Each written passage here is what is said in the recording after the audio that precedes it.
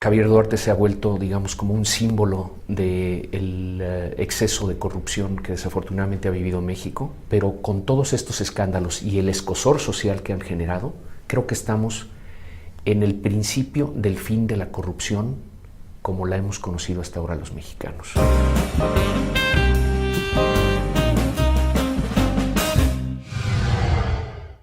La administración inicia con el pacto y inicia con fuerza. Empieza a ejecutar. La verdad, en ese momento, bueno, eran mejores momentos para la administración, sin duda, pero luego se viene Casablanca, Malinalco, Ayotzinapa, en fin, se les empieza a complicar, empiezan a perder gravosa, lamentablemente, legitimidad.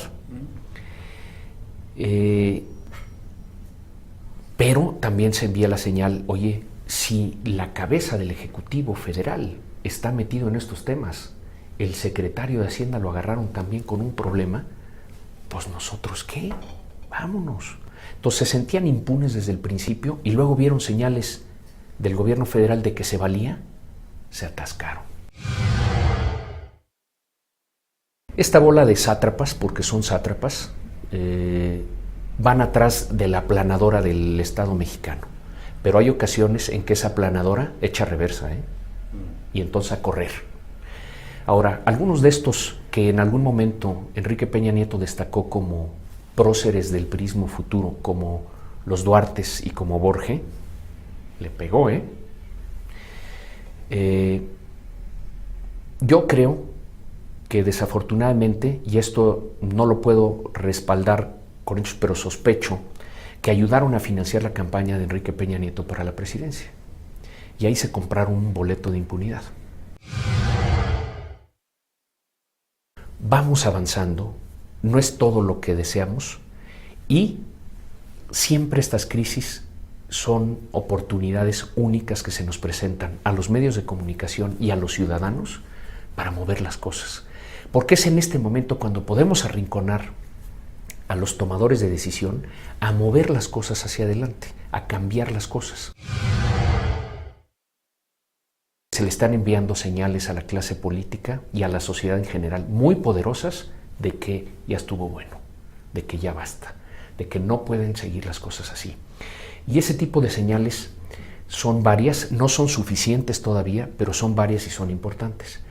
Primero, lo que más le puede a un político es perder el poder.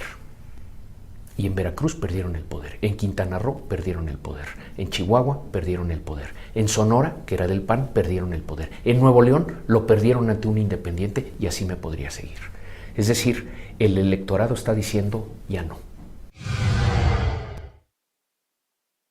Aquí hay una dupla que tenemos que lograr muy poderosa, entre exigencia y propuesta en el plano de obligar a las reformas y segundo, seguimiento a la implementación. Es más fácil cambiar la Constitución que la realidad, más en un país en donde es deporte burlarse del Estado de Derecho.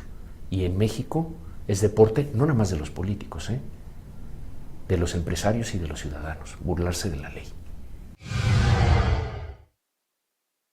Para no entrar en el debate semántico, lo que sí se puede decir con toda puntualidad, y ahora te doy algunas pruebas, es que es generalizada.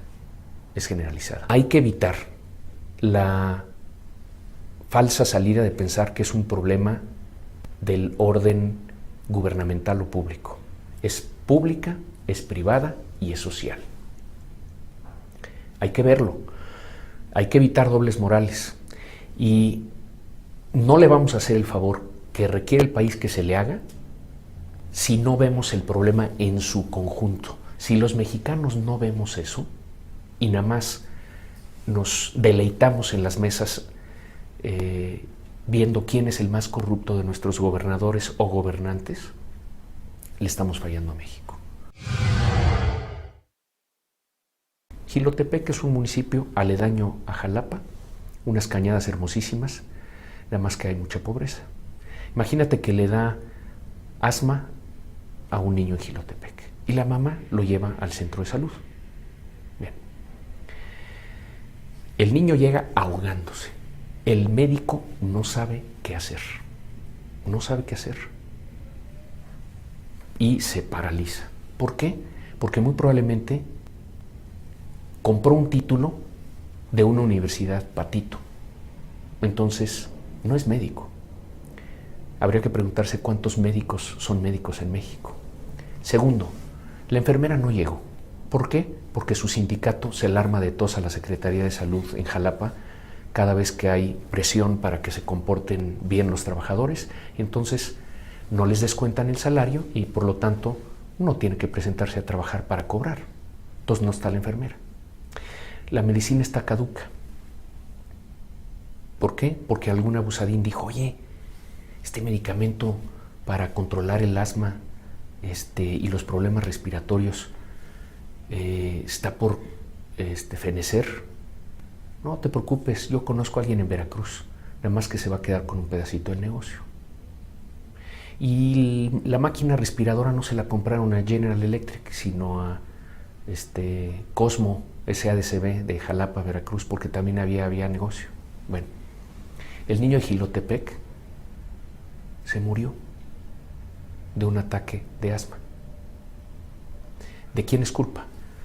¿Del sátrapa de Javier Duarte que se roba nuestro dinero?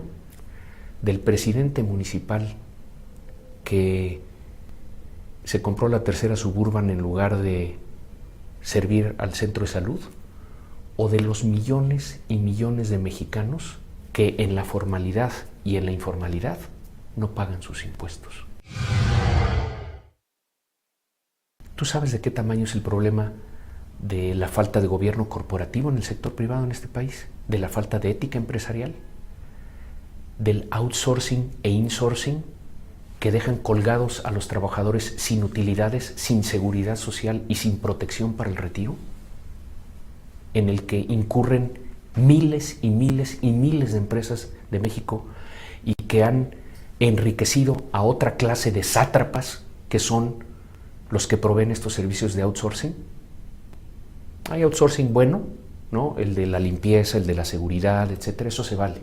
Pero hay un outsourcing nocivo en el que están involucradas muchas empresas mexicanas de todos los tamaños y de todas las entidades y una bola de abusivos que entre todos defraudan al fisco y a la seguridad social y a México. Las redes han ayudado mucho, los medios cada vez más libres han ayudado mucho, la ciudadanía más exigente ha ayudado mucho a empezar a descubrir todos estos oprobiosos robos de los que hemos sido sujetos. ¿Cuándo era peor la corrupción? ¿En los 50s? ¿En los 70s? ¿Ahora? No lo podemos saber. Pero yo estimo que era también terrible la corrupción en aquel entonces y simplemente no la estábamos viendo. Creo que enfrentamos un fenómeno en donde nos está pudiendo mucho a los mexicanos de esta generación encontrarnos con todo este tiradero, que yo creo que, vuelvo, ahí estaba, pero no habíamos destapado la cloaca. Y cuando destapas la cloaca, huele de la patada, se ve de la patada, se siente de la patada, indigna.